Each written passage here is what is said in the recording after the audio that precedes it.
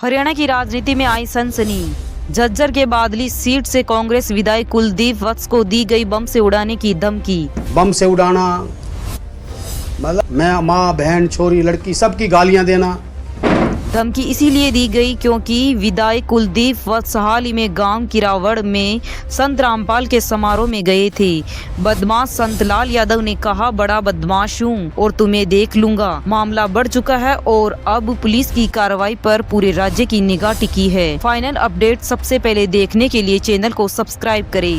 मैं आज मीडिया के बंधु खड़े हैं और हरियाणा के कोने कोने से जो महाराज जी के सेवक अनुयायी है, मैं आपको एक बात कहना चाहता हूं। मैं आज तक कभी भी मैंने कोई अपना गुरु नहीं बनाया, पर आज इस मंच के माध्यम से मैं कह रहा हूं, भाई महाराज जी के समर्पण है तन मन और धन से। आज से मैं भी संत रामपाल महाराज जी को अपना गुरु मत बढ़ाता हूं और भाई खून का एक एक कतरा आपको उसके लिए समर्पित है, ये मैं आपको विश्वास दिलाता हूं क्योंकि मैंने पहले नमस्कार सभी मीडिया के साथियों को। आज जो मैं एक बहुत महत्वपूर्ण जो पीसी करने का एक फैसला लिया, उसमें कुछ ऐसी चीज़ें हैं जो समाज में आगे आना चाहिए। जो कुछ ऐसे व्यक्ति होते हैं हर देश में, स्टेट में, हर संस्था में, हर समाज में, जो किसी न किसी रूप में कहीं न कहीं, चाहे वो थ्रेट के माध्यम से, चाहे गलत वर्डिंग से, समाज को कहीं न कहीं दबाने की कोशिश करते हैं। ऐसे ही एक मेरे सामने एक बड़ा वाक़या हुआ जो हमारे यहाँ पीछे ग्राउंड में किसान सम्मान समारोह संत महाराज रामपाल जी का हुआ, जो हमारे जिला झज्जर के सभी सरपंचों ने, सभी नंबरदारों ने, गणमान्य व्यक्तियों ने उनके परिवार को बुला के उनका सम्मान किया। वो सम्मान क्यों किया था? वो सम्मान इसलिए किया था कि जो किसान के ऊपर एक बहुत बड़ी आपदा आई थी और वो आपदा इतनी बड़ी थी, उसमें सभी लोगों ने मिलके इस आपदा से निपटने का काम किया। उसमें हमारे जैसे जनप्रतिनिधियों ने भी जितनी हमारी अपनी खुद की औकात थी उतने अपनी जेब से भी, सरकार से भी और प्रशासन ने भी खूब मदद की, सभी ने मदद की। पर कहीं न कहीं जो बजट का एक अभाव होता है, वो बजट ना होने की वजह से भी अधिकारी भी ऐसा महसूस कर रहे थे, जिसके लिए संत महाराज रामपाल जी उन्होंने इस समाज जो किसान कौम, गरीब, मजदूर, हर उस वर्ग के आगे आके अपना हाथ बढ़ाया कि मैं इस दुख की घड़ी में पूरे देश में, ये नहीं हरियाणा की बात करो, पूरे देश में उन्होंने अपने सेवकों की सबकी ड्यूटी लगाई और समाज में आके आगे हाथ बढ़ाया। तो उसी कड़ी में बादली हलके में छोटे छोटे गांव में किसी में 10 मोटर, किसी में 12,000 फुट पाइप, किसी में 20,000 फुट पाइप, अनेकों गांव ऐसे हैं जिन्होंने उन्होंने किसान कौम को बचाने का काम किया। उसके साथ साथ गरीब व्यक्तियों के मकान गिरे, जैसे हमारे बादली हलके में 300-400-500 मकान ऐसे हैं जो तुरंत प्रभाव से उन्होंने बनाने का काम किया। तो अगर जो व्यक्ति मेरे काका ताऊ, मेरे परिवार की दुख की घड़ी में कोई साथ देता है, तो मेरा फर्ज, मैं आसान फॉर्मर्स नहीं हूँ, मेरे बादली हल्के के मेरे काका ताऊ, मेरे परिवार की जो मदद जिन्होंने की और वो मुझे ये कहें कि भाई इन्होंने हमारी मदद की और बहुत अच्छे तरीके से मदद की, तो मैं क्यों नहीं, मैं कोई नमक हराम नहीं हूँ जो मेरे परिवार की मदद करता हो और उसका मैं थैंक्सफुल ना हूँ, मैं उसका धन्यवाद ना करूँ। इसी कड़ी में जब ये फंक्शन हुआ तो मेरे साथियों ने कहा कि जी आपने वहाँ आना है। मैं गया और मैं पहली बार, मैंने आज तक ना मैं किसी इस प्रकार के फंक्शनों में गया, ना मैंने कोई ग्रुप बनाया, ना कोई मेरा, चाहे वो कोई भी बड़े बड़े संत हैं, मैं किसी संत, हमारे देश में बहुत महान संत हैं, मैं किसी की भी ना कोई निंदा करता ना कुछ शोर करता, पर ये ज़रूर कहूँगा कि संत रामपाल जी ने जो आगे आके हाथ बढ़ाए, जो जनता की सेवा की, तो मेरे मन में भी ये हुआ कि भाई अगर कोई व्यक्ति देखिए दिल से अगर सेवा समाज में करता है तो मैं भी ये चाहता हूँ कि हमारा भी फर्ज बनता है उसका आभार, उसका धन्यवाद करना चाहिए। जो अपना कौन है जो अपने बुरे वक्त में काम आता है। अगर अपना कोई सगा भाई अपने काम नहीं आ रहा है तो अपने किस काम का है। तो आज वो समाज में हमारे लिए आगे आया। मैंने बिल्कुल ठोक के कहा कि भाई मैं आज दिल से, कोई राजनीतिक नहीं, भाई जिसने मेरा काका था वो मेरे परिवार की मदद करी है, मेरा खून का एक एक कतरा आप लोगों के लिए समर्पित है। और मैं किसी मंच पे कभी भी नहीं गया, पर मैं आज पहली बार, मैंने आज तक संत रामपाल जी का फोटो सिर्फ और सिर्फ होल्डिंग में देखा है, मैं कभी आज तक मिला नहीं, उनके किसी परिवार से नहीं मिला, किसी उनकी संगत से नहीं मिला, पर जो उन्होंने काम किया तो मैं तन मन धन से समर्पित भाव से समर्पित हूँ। जहाँ तक जो फिर उसके बाद में मेरे पास यूपी से कॉल आता है, रामचंद्र यादव अपना उन्होंने नाम बताया, कानपुर का रहने वाला था। उन्होंने जो बातें करी, मैं आपको ऑडियो रिकॉर्डिंग सुना दूंगा सबको, मैंने पुलिस को भी दी है। वो कहीं ना कहीं एक तरह गलत थ्रेट, गलत बोलना, मैं माँ बहन छोरी लड़की सबकी गालियां देना, बम से उड़ाना, मतलब जो एक हद जो होती है वो पार कर दी। तो मैंने इसी कड़ी में फिर मैंने कहा भाई ऐसे व्यक्ति जो समाज में हैं, हम तो उनके लिए गए थे धन्यवाद करने के लिए। उन्होंने अपने आप को कहा भी मैं भी संत रामपाल महाराज जी का भगत हूँ। मैंने इससे तुरंत इनके जो यहाँ के आज बंदे थे उनसे इनका नंबर लिया, जो थे कि भाई ये हम तो आपके यहाँ धन्यवाद करने के लिए आए थे, क्या आप हम धन्यवाद करना आते हैं तो आप हमारे को गोलियाँ मरवाएंगे। तो इन्होंने बताया कि भाई हमारा इससे कोई लेना देना नहीं है। उसी कड़ी में मेरे पास एक हमारे हरियाणा के वरिष्ठ पत्रकार जो हमारे डिस्ट्रिक्ट से नहीं है वो आए हुए थे, उन्होंने वो बात सुन रहे थे। उन्होंने कहा कि विधायक जी एक आप नहीं हो, उन्होंने मेरे को 13 लोगों की रिकॉर्डिंग दी, और जिसमें हमारे बहुत सीनियर नेता संपत सिंह जी, बहुत सीनियर नेता हैं जो सिटिंग विधायक हैं, विनोद भैना जी, नरेश शेरवाल जी, रणधीर सिंह पनियार जी, और बलराज कुंडू पूर्व विधायक, सुभाष सुधा पूर्व विधायक, दिग्विजय सिंह चौटाला, और संजय है, ये काफ़ी कप्तान चेयरमैन जुलाना है, पवन लाठर है, दलबीर किरमान है, ये काफ़ी लोग हैं जिसको 20 से लोगों को इन्होंने धमकियाँ दी। पर मुझे तो इस बात का एक दुख हुआ कि इतने लोगों को धमकी दी, इतने लोगों को गलत बोला। अगर ये जिस दिन पहले दिन किसी व्यक्ति को, मुझे नेताओं से भी इस बात से मुझे बड़ा पीड़ा हुई कि देखिए मुझे अपने जनप्रतिनिधि होने के नाते मैं बादली हल्के की जनता का बेटा हूँ, उनका खून हूँ।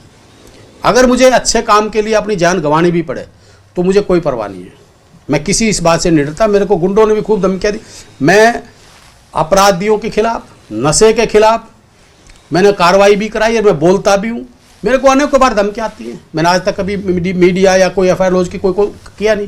मैंने कहा भाई जो होगा वो देखा जाएगा। पर जो व्यक्ति इतने लोगों को धमकी दे सकता है और वो लोग चुप रह जाते हैं, मैं तो कहीं ना कहीं हमारे जो नेता हैं, अगर पॉलिटिकल व्यक्ति जो जनप्रतिनिधि हैं, पुलिस है, अगर उनको थ्रेट आती है और वो व्यक्ति चुप होते हैं तो ये समाज के लिए इन ऐसे अपराधियों को कि हौसले और बढ़ेंगे। जहाँ तक इसकी बात है, ये जो रामचंद्र जी है, इसका मैंने सारा रिकॉर्ड निकलवाया।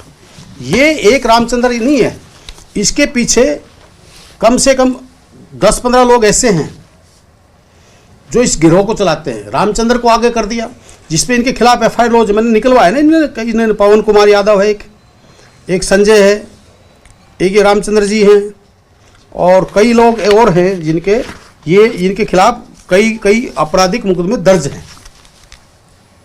तो ऐसे लोगों को अगर मैं छोड़ूं तो मैं कमज़ोर व्यक्ति हूं।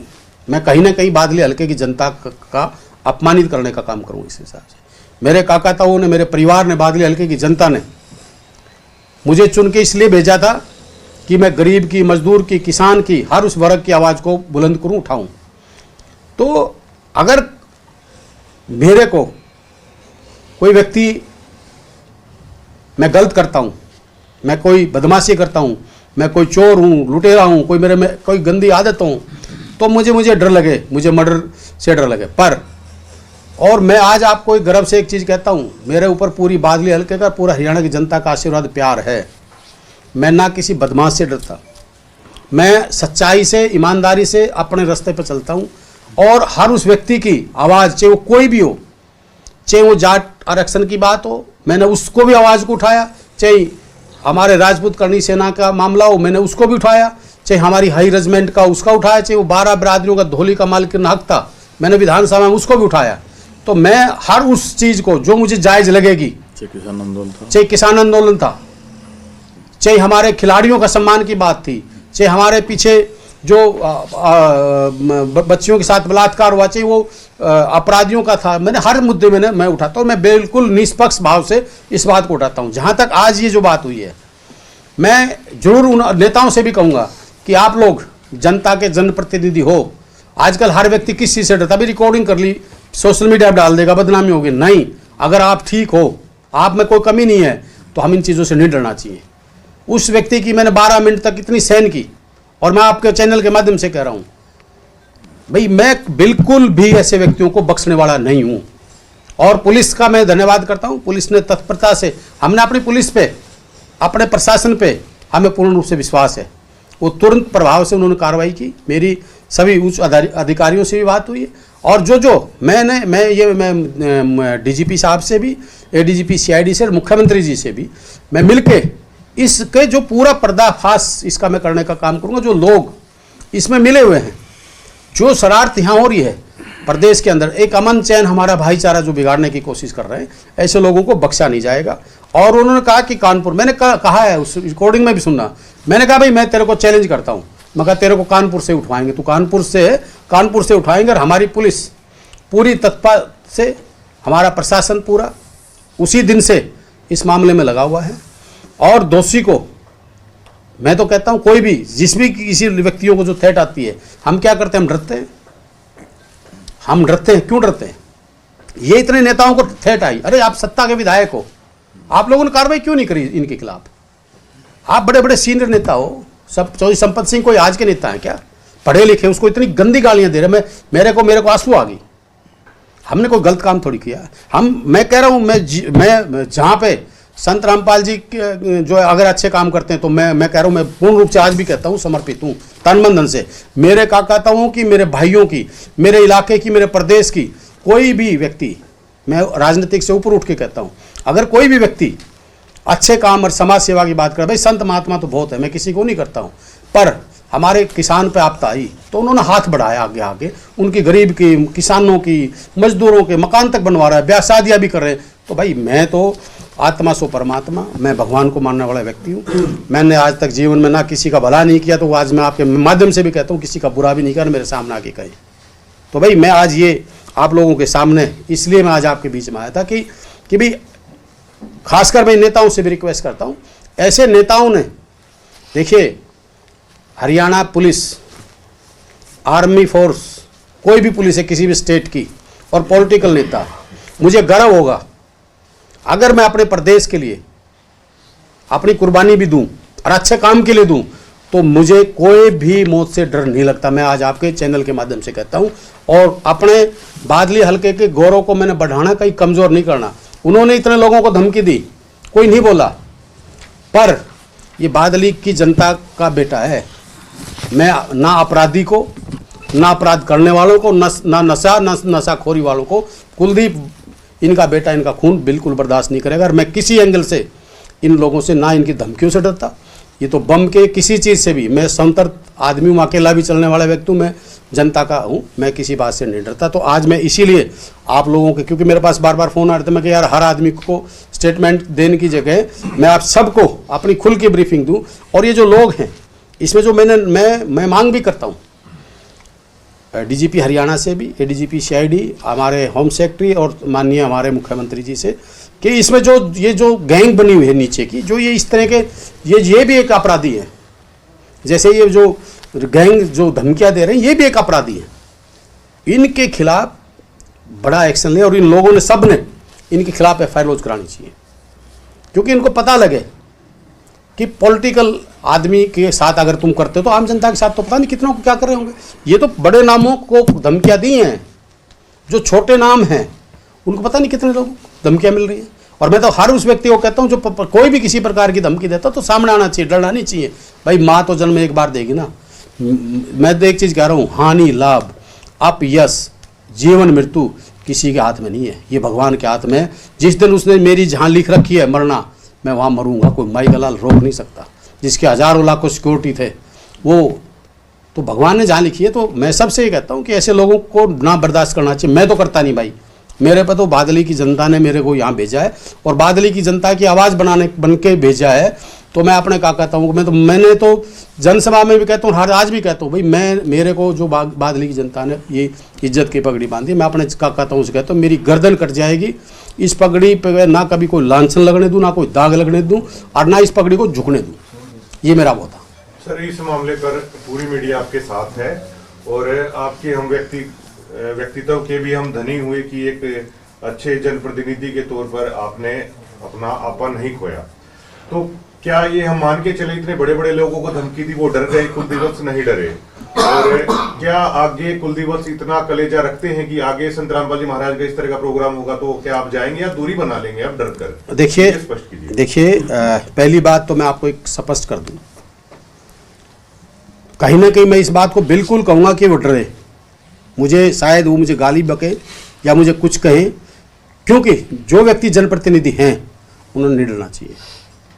उन्होंने खुलेआम, एक चीज़ है ना, अगर पुलिस और नेता जो चुने हुए जनप्रतिनिधि हैं अगर वो डरेंगे तो फिर अपराधी कैसे अपराधियों पर लगाम लगेगी? आप बताओ। और रही बात ये संत रामपाल जी के अगर ऐसे काम चल रहे हैं तो मैं 1001% पूर्ण रूप से जाऊंगा। मैं किसी के ना भय से, ना दबाव से, ना धमकियों से, किसी भी उससे मैं डरने वाला व्यक्ति नहीं हूँ। अगर मेरे काका ताऊओं के लिए, मेरे परिवार के लिए, मेरे समाज के लिए, मेरे प्रदेश के लिए कोई भी व्यक्ति अगर अच्छा काम करता है, मैं संत रामपाल जी महाराज की बात नहीं करता, कोई भी व्यक्ति अगर अच्छा काम करता है तो मैं हर उस व्यक्ति के प्रोग्राम में जाने के लिए हूँ। मैं जाऊँगा जहाँ जो मुझे कोई मेरी काका ताऊ, मेरा परिवार मेरी ड्यूटी लगाएगा तो पूर्ण रूप से मैं जाऊँगा।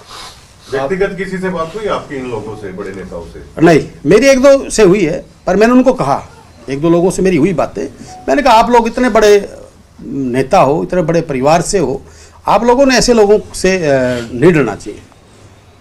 हमारे नरेश सेरवाल जी हैं, हमारे जो विधायक है कांग्रेस के, उसके साथ भी अरे वो बेचारा ठीक है, शरीफ है, अच्छा व्यक्ति है, उन्होंने धन्यवाद किया। उन्होंने तो विधानसभा में भी धन्यवाद किया था कि भाई संत रामपाल महाराज जी ने अच्छा काम किया है, तो उसको के साथ भी वारदात करने की कोशिश कर दी। ऐसे लोगों को तो मैं कह रहा हूँ कि ऐसे लोगों को मतलब जबरदस्त तरीके से इलाज करना चाहिए। आपने भी संत रामपाल जी की जानकारी दी कि अच्छे काम हो रहे हैं उनके द्वारा। उनके खिलाफ जो आपराधिक मामले दर्ज हैं, एक समय में पूरे प्रदेश में अराजकता माहौल उनके कारण हो चुका था, तो उनके खिलाफ जो मामले दर्ज हैं उनका भी आप किस तरीके से देखते हैं? देखिए, जो केस कोर्ट में चल रहा हो, मुझे नहीं लगता कि उस मामले में मैंने कोई ना टिप्पणी करनी उचित नहीं है। और ये प्रदेश की और देश की कोर्ट हैं। मैं एक चीज़ जरूर कहता हूँ, आत्मा सो परमात्मा, देर हानेर नहीं, सच्चाई की कोई भी हो जीत जरूर होती है। सर, आप किस तरह की कार्रवाई चाहते हैं इस मामले में? कई बार हम ऐसा देखते हैं कि नेता बहुत बड़ा दिल दिखाते हुए कई बार माफ कर देते हैं, कई बार, या इस मामले में कड़ी कार्रवाई होनी चाहिए? देखिए एफआईआर हो गई इस मामले में, देखिए माफ करेगी तो बादली हल्के की जनता करेगी, और बड़ा दिल दिखाएगी तो बादली हल्के की जनता दिखाएगी। अगर बादली हल्के की जनता उसको माफ़ करेगी तो माफ़ कर दो। अगर उसको बादली हल्के की जनता, मैं बादली हल्के की जनता की तरफ से बोल रहा हूँ, उन्होंने मुझे यहाँ चुन के भेजा है, उन्होंने देखना। पर मैं जरूर ये है कि उसने शायद ये सोचा कि औरों को धमकियाँ दे दी, कुछ नहीं हुआ। भाई देखो, मैं भी बावली धरती का आदमी, मैं भी बादली का बेटा हूँ। इस बादली हल्के की जनता ने बहुत आशीर्वाद दिया है। और मैंने मौत को तो बहुत बार नज़दीक से देखा, मैंने तो 10 बार देख लिया। चीज़ें जब दुनिया एक रात में 50 पेशेंट आईसीयू में थे और 48 नौजवानों की डेथ हो रही थी, मैं जिंदा आया हूँ, तो जब उसने मारना होगा वो वहाँ पे मार सकता, जिसने मारना वो मार देगा। मेरे पे लोगों का आशीर्वाद है। और अगर मैं अपनी बादली हल्के की जनता के, अगर मैं कहीं कंप्रोमाइज़ किसी गलत चीज़ से करता हूँ, तो मैं आज आपको एक दिल से कह रहा हूँ, भगवान को साक्षी माने कह रहा हूँ, मैं अगर किसी गलत बात से समझौता करता हूँ तो मैं बादली हल्के की जनता के हक और हुकूक को बेचता हूँ। क्योंकि जनप्रतिनिधि, देखिए मैं सबके लिए नहीं कहता, जिसके किसी पता नहीं मुझे मेरे बारे में कौन क्या कहता होगा, पर मैं आज आपके सामने एक चीज़ कह रहा हूँ कि कोई आदमी ये कभी जीवन में ये कह के दिखाओ भाई मैंने किसी का बुरा किया, मैंने किसी के 2 पैसे खाए, किसी से ऐसा भी बोला हो, किसी से उल्टा बोला हो, मैंने कोई अहंकार, मैं अपने आप को एमएलए मानता हूँ। मेरी काका ताऊ, मेरे परिवार ने मुझे ये जिम्मेवारी दी है, तो जब तक मेरे काका ताऊ मेरे जिम्मेदारी दे रखे तो मैं इस जिम्मेवारी को पूर्ण रूप से निभाने का काम करूँगा, डरने का काम नहीं करूँगा। क्या सत्ता पक्ष के मुख्यमंत्री हों या उनके मुख्य सलाहकार हों, क्या आपको आश्वासन दिया गया है आपकी सुरक्षा को लेकर? क्योंकि आपकी सुरक्षा को भी बड़ा खतरा है अगर ऐसा है। देखिए मेरी सुरक्षा भगवान करता है और मैंने मेरे भाईचारे पे, और मैं एक चीज़ जरूर कहूँगा सरकार से, मुझे अपनी सुरक्षा की कोई चिंता नहीं है। मुझे ऐसे लोगों की ज़रूर इलाज की ज़रूरत है जो ताना बाना, जो प्रदेश में डर का माहौल पैदा करना चाहते हो, जो समाज को तोड़ना चाहते हो, ऐसे लोगों के खिलाफ कार्रवाई जरूर होनी चाहिए। आपने बताया कि बादली हल्के में रामपाल के द्वारा काफ़ी काम हुए हैं जी, तो क्या आपने रामपाल की टीम को कोई डिमांड भी भेजे थे? देखिए मैंने कोई डिमांड कुछ भेजी मैंने नहीं भेजी, मेरे सरपंचों ने भेजी, मैं अपनी तरफ से कोई नहीं भेजी, मैंने कभी भी नहीं भेजी। मैंने तो अपनी जेब से जितना पैसा लगा मैंने भी लगाया, और मेरे काका ताऊ ने पता भी, हमारे बेटे ने हमारे साथ खड़ा रहा, जितना मैंने मेरा बल पड़ा। पर मेरा तो एक ऊँट के मुंह में जीरा डेढ़वाना था, मैं 60-70-80 लाख मैंने खर्च कर दिए। क्या वो उससे होना क्या था? मैंने तो एक मोटर दे दी, किसी को पाइप दे दी, जहाँ 20-20 मोटरों की, 30-30 हज़ार फुट पाइपों की, 50 हज़ार फुट पाइपों की, वो मैं कहाँ से दे पा रहा था? मैं था ही नहीं मेरे पास, सरकार के पास नहीं था, मेरे पास तो छोड़। आपके हल्के में लगभग कितने लाख रुपए का सहायता राशि दे दी होगी? देखिए मेरे जहाँ तक है, मेरी जो नॉलेज में है, करीबन 4 से 5 करोड़ रुपए के करीबन का उन्होंने बादली हल्के की जनता को सामान दिया। सबसे बड़ी बात एक और चीज़ है, महाराज जी के जो भी जिनके उनकी टीम है, उन्होंने वो सामान जो मोटर पाइप, वो उनको कहा गांव वालों को, इनको आप अपने पास रखो, कभी भी कोई आपदा उसमें यूज़ करो। तो ये छोटी बात नहीं है। मकान नहीं, एक गांव में मेरे को भी नहीं पता था, हमारे सरपंच साहब बैठे बलवान जी हसनपुर से, मेरे से एक इन्होंने कहा कि विधायक जी मैंने क्या लगे 20-30 मकान किसी गरीब आदमी के आप दो रहे हों ऐसे, तो आप दे दो, हम बनवा देंगे। तुम कहाँ से बनवा दोगे? मैंने सोची कोई ये भाई बोला जी वो रामपाल महाराज जी के हमने काफ़ी मकान बनवाए हैं और कई गाँव में बन रहे हैं, तो आप भी दे दो। तो मेरे पास कुदरती कुछ बैठे हुए थे कि मैंने कहा भाई तो इनके मकान बनवा दो। तो ये भी जब मैंने पता लगी, फिर मैंने कहा इन्होंने बोला इन्होंने जी 300-400 मकान अपने बादली हल्के में बनवा दिए, खुद रोड ये करे सर, ये सारी चीज़ें भेज के। तो देखो कहीं ना कहीं अच्छी बात है, कोई समाज के लिए आगे आता है तो अच्छी बात है। और कोई जो यहाँ के, जो मैं इन किसी को भी नहीं जानता था, यहाँ के जिन्होंने बादली हल्के की मदद करी है जो किसानों के लिए, वो कमेटी भी यहाँ पे है। आप उनसे भी पूछ लेना उन्होंने किन किन गाँवों में क्या क्या दिया। ये आदमी क्या है, इनके मैंने इनके सारे प्रूफ निकलवाए, और मेरे को प्रूफ भी मैंने उनसे कहा कि भाई ये व्यक्ति है कौन जो मेरे को धमकी दे रहा है, तब ये सारे प्रूफ मेरे पास आए हैं। तो जो भी किसी भाई ने कोई बात और मेरे से पूछनी है, कुछ करनी है, तो आप पूछ सकते हैं। कहीं ना कहीं रामचंद्र यादव जो है, आपको लगता है कि बीजेपी से तो जुड़े नहीं है? नहीं, ये किसी पार्टी से जुड़े हुए नहीं। इन्होंने बीजेपी को भी गाली दे रहा था, ये तो बीजेपी को भी गाली दे रहा था। ये ऐसे हो जाता है ना, जैसे आप पहली बार यहाँ पे मंच पे गए हैं, जज्जर के बीजेपी के भी नेता यहाँ पर थे, उनके पास किसी के पास फोन नहीं आया, केवल आपके पास ही आया। तो क्या इस क्षेत्र में ऐसा हो सकता है कि कांग्रेस के इलाके में काम हो रहा है? नहीं, ऐसा नहीं हो सकता कि वो मेरे को टारगेट करे, कांग्रेस को टारगेट करे। वो करा उसको, वो मुझे नहीं पता, पर क्या पता उनके पास भी आई, वो ना बताते हो तो वो बताएं। मैं कह दूँ भाई हाँ नहीं आई, ये नहीं आई, नहीं। देखिए क्या होता है, राजनीतिक है ना, एक ब्लेम की रहेगी। मैं कभी किसी मैं छोटी राजनीतिक नहीं करता, ना मैं कभी किसी को विधायक जी, जब से ये घटनाक्रम हुआ है उसके बाद से लेकर अभी तक पुलिस किस तरह से काम कर रही है और अब तक आपको क्या अपडेट दिया गया पुलिस के स्तर पर? देखिए जी, एफआईआर दर्ज होने के अलावा देखिए जी, मेरे पास परसों डीसीपी साहब का फ़ोन आया था। डीसीपी साहब ने अपने इंचार्ज हैं एसटीएफ के, उनकी ड्यूटी लगाई है, उनकी टीम को वहाँ रवाना किया हुआ है। और कल सदर थाना से वो सब इंस्पेक्टर वो भी आए थे, तो वो भी हमारे पीए के जिसके उनके भी बयान और भी जो करके गए हैं। और उन्होंने मेरे को जो बताया वो ये बताया कि हमारी टीम में हमने यहाँ से रवाना कर दी और हम जल्दी इसको पकड़ के लेके आएंगे। आपकी दिनचर्या में किस तरह से बदलाव, सिक्योरिटी में कोई बदलाव या कोई आपने भी कुछ करा? नहीं, ना मैंने कोई सिक्योरिटी में बदलाव किया, ना कोई दिनचर्या में। देखिए, मैं पूर्ण रूप से उसी तरीके से जो पहले काम करता था आज भी वैसे काम